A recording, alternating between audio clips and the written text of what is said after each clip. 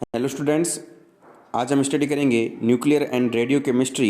ये topic BSc first year students के लिए उपयोगी है। सन 1896 में बेक्वेरेल ने अपने अध्ययन के दौरान पाया कि यूरेनियम के लवणों में से एक्स किरणों से भी अधिक वेधन क्षमता वाली विकिरणें निकलती हैं जो वायु एवं अन्य गैसों को आयनित कर देती हैं। तो जो यूरेनियम उसके जो लवण कंपाउंड हैं उनमें से जो रेडिएशंस निकल रही हैं वो एक्स किरणों से भी ज़्यादा घातक हैं। इन किरणों को हम अल्फा, बीटा और गामा किरणें कहते हैं।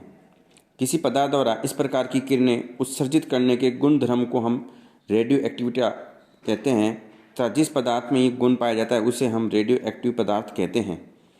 यह गुणधर्म पदार्थ के परमाणु में उपस्थित नाभिक का गुणधर्म है। कहने का मतलब है कि जो रेडियो एक्टिविटीता है वो किसका गुणधर्म है? न्यूक्लियस का, जो परमाणु में पाया जाता है।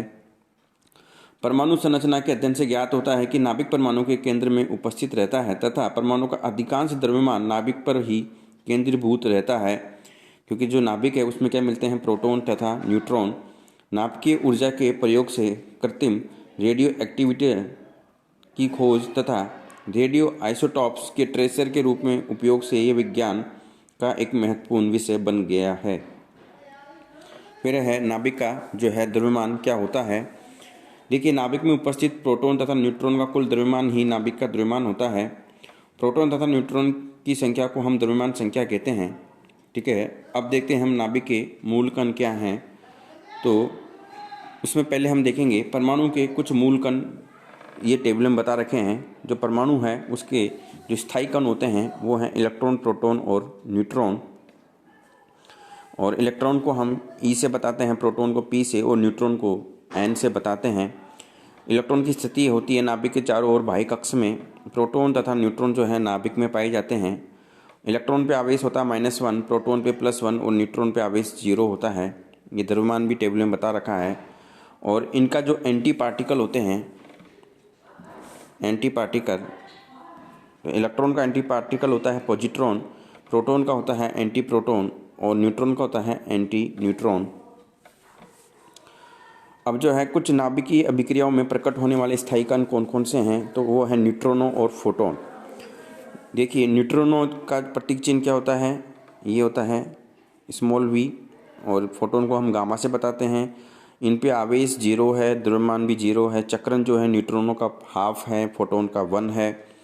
न्यूट्रॉनों का जो एंटी पार्टिकल है, विपरीत कण है, वो एंटी न्यूट्रॉनो है। फोटॉन का जो है वो स्वयं है। फिर है उसके बाद में ये जो है परमाणु के मूल कण है और उनके प्रॉपर्टीज हम पढ़ रहे हैं। अस्थायी मेसोन। देखिए, अस्थायी मेसोन में क्या क्या होते हैं?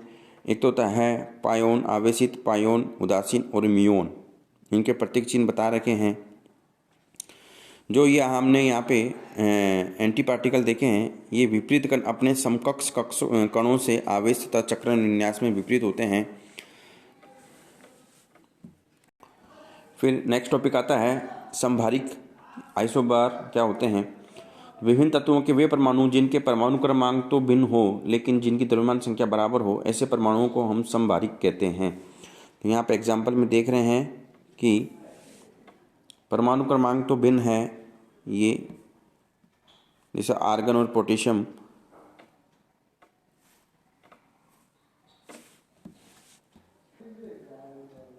यहाँ पर पोटेशियम के लिए यहाँ 40 आएगा, ये गलत लिखा हुआ 10, यहाँ पे 40 रहेगा।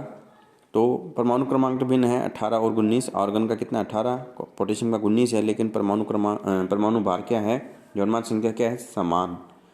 ऐसे ही देखिए कैल्शियम में भी इनके जो हैं द्रव्यमान संख्या क्या है? समान है।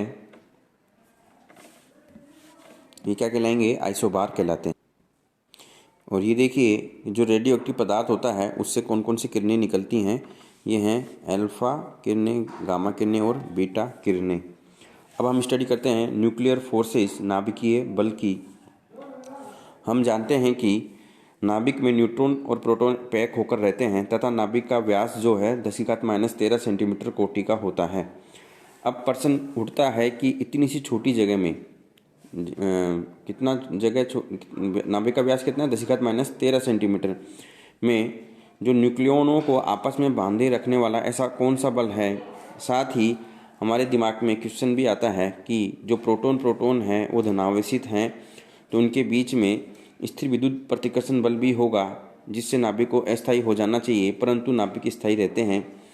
इन प्रश्नों का उत्तर अभी तक सफलतापूर्वक नहीं दिया जा सका है, परंतु चूंकि नाभिक में न्यूक्लियन पैक रहते हैं, अतः ऐसा कोई तीव्र आकर्षण बल इन न्यूक्लियनों के बीच अवश्य कार्य करता है, जो प्रतिकर्षण बलों से काफ़ी अधिक बलशाली होता है। और न्यूक्लियनों को आपस में बांधे रखने वाला इस बलवान आकर्षण बल को नाभिकीय बल कहते हैं, न्यूक्लियर फोर्स कहते हैं। तथा नाभिकीय बल इन ज्ञात बलों से अधिक प्रबल होते हैं। नाभिक का छोटा आकार, उसका अनुपम स्थायित्व ये प्रदर्शित करता है कि नाभिकीय बल बहुत छोटी परास 10⁻13 सेंटीमीटर, डेट मीन्स 1 फर्मी कोटि के बल हैं, तथा यह बहुत कम दूरियों पर ही कार्य करता है।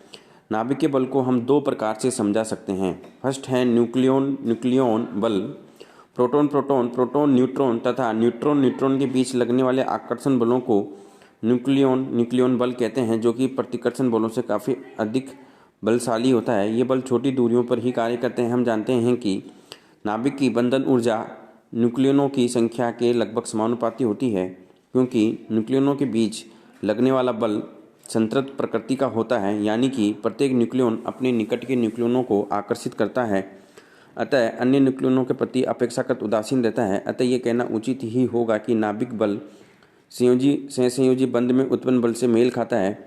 न्यूक्लियनों के मध्य उत्पन्न बल उनके आवेश पर निर्भर नहीं करते, अर्थात प्रोटॉन के स्थिर विद्युत प्रतिकर्षण के अलावा प्रोटॉन तथा न्यूट्रॉन आकर्षण बल समान होते हैं।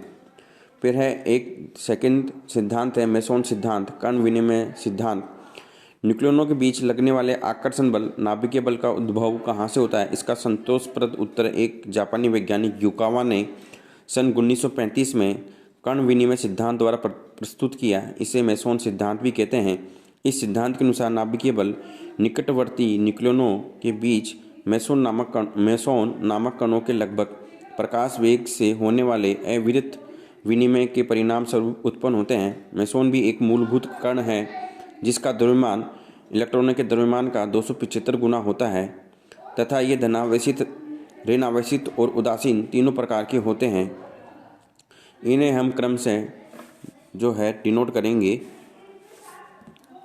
जो मेसोन है ये धनावेशित भी होते हैं, ऋणावेशित भी होते हैं और उदासीन भी होते हैं। ठीक है। युकावा के अनुसार न्यूट्रॉन को ऋण मेसोन द्वारा घिरा हुआ प्रोटॉन तथा प्रोटॉन को धनावेशित मेसोनों द्वारा घिरा हुआ न्यूट्रॉन समझा जाता है। अतः सभी न्यूक्लियनों में समरूप कोर होती है जो मेसोन अभ्र द्वारा घिरी रहती है। विनिमय सिद्धांत के अनुसार प्रोटॉन और न्यूट्रॉन के बीच उत्पन्न आकर्षण बल का कारण मेसोन उदासीन का तीव्र से विनिमय होना है। प्रोटॉन न्यूट्रॉन तथा न्यूट्रॉन प्रोटॉन के बीच आकर्षण बल पॉजिटिव मेसोन तथा नेगेटिव मेसोन के प्रोटॉन और न्यूट्रॉन के बीच तीव्र विनिमय के कारण उत्पन्न होता है। अतः मेसोन की वजह से प्रोटॉन का न्यूट्रॉन में तथा न्यूट्रॉन का प्रोटॉन में तीव्र गति से परिवर्तन होता रहता है। इसे हम निम्न समीकरण के द्वारा बता सकते हैं। ये जो न्यूट्रॉन है वो चेंज होगा प्रोटॉन में, तो यहाँ पे जो है नेगेटिव मेसोन उत्पन्न होगा। ठीक है। उसी प्रकार से जो प्रोटॉन है वो न्यूट्रॉन इस प्रकार से बनाएगा।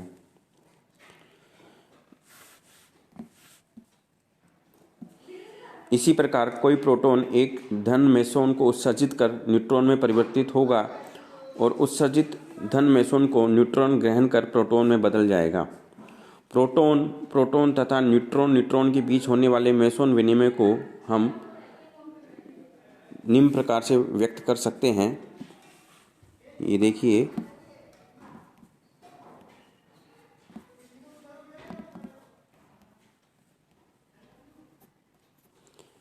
और फिर जो है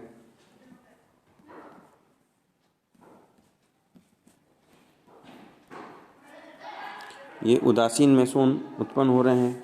ठीक है। विभिन्न नाभिकीय प्रयोगों से मेसोन कणों को पहचाना जा चुका है और यह भी प्रमाणित हो चुका है कि न्यूक्लियनों के बीच में मेसोन का विनिमय ही प्रमुख आकर्षण बल का कारण है। Thank you.